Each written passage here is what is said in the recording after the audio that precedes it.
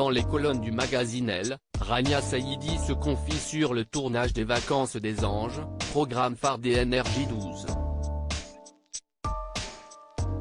L'ancienne vedette de télé-réalité, qui accuse la production de protéger des participants violents et de ne pas respecter l'intimité des candidates, dénonce des coulisses sordides. Agression sexuelle, violence conjugale, intimidation répétée. Nombreuses sont celles qui s'expriment et ajoutent leur nom aux métaux de la télé-réalité. En février dernier, ce sont les révélations d'Ilona Go sur sa relation avec Julien Burt qui ont remis la question des violences sexistes et sexuelles dans la télé-réalité au cœur de l'actualité.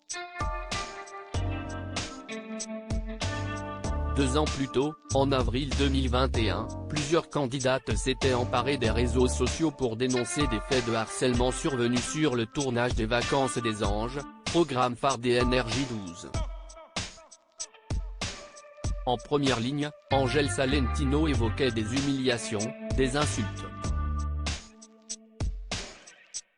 Et déclarait avoir été écartée de l'aventure après une altercation avec Raphaël Pépin, qui l'aurait menacée, tandis que celui-ci n'a pas quitté l'émission. L'ex-compagne de Greg Yega appelait au boycott de la chaîne qui avait répondu par le biais de son community manager, « Moi je ne comprends pas. Vous avez pris l'argent et maintenant vous criez au scandale ?» D'autres, à l'image de Céline Morel, de Nathania Sion et des jumelles Rawel et Rania Saïdi, disent aussi avoir été victimes d'un acharnement de la part d'autres participants. Dans les colonnes de Elle ce jeudi 13 avril, cette dernière est revenue sur l'enfer vécu durant son passage dans l'émission produite par la grosse équipe.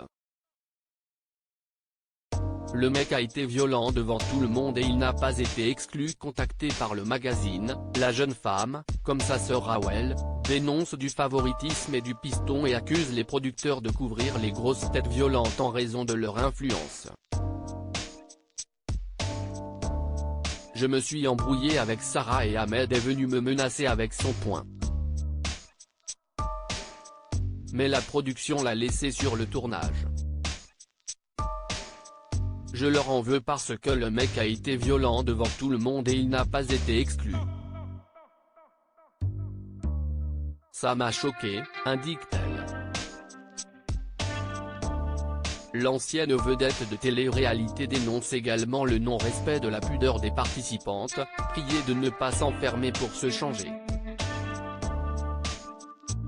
Celle qui s'est vue pointée du doigt par Sarah Frézou révèle que la société de production aurait pris la décision de retirer des portes afin qu'elle ne puisse plus se cacher dans les toilettes. Tu as l'impression de ne plus être maître de tes décisions, on dirait que tu as signé avec le diable, confie-t-elle finalement. Derrière la vision paradisiaque des journées ensoleillées dans des villas hors de prix, l'envers du décor est sordide.